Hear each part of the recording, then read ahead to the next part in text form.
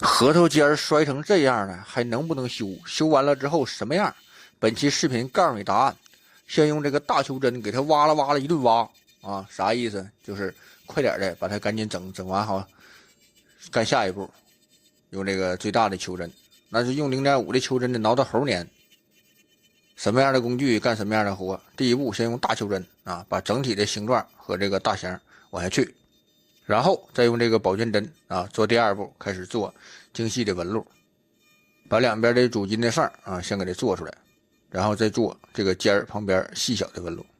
刚才我说的什么工具干什么样的活，你做这一步，你搁大袖针你给我做出来我看看，对吧？谁要说行，我也学习学习，是吧？反正我是不行啊。那么就得用小保健针做这一步。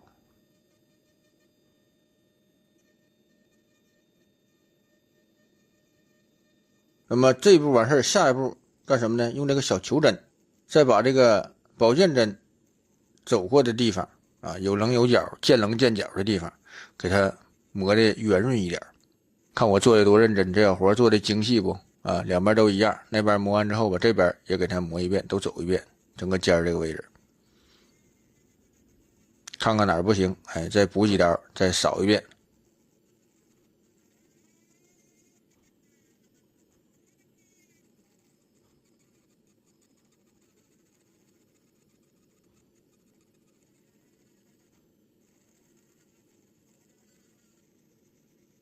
整体的这时候用金刚砂针再扫一遍。这个金刚砂针是干什么的呢？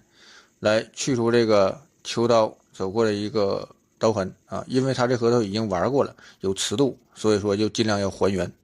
再用这个 OPI 去抛一下瓷。如果说是原皮核桃，可以不用这一步，直接球针走过来就可以了。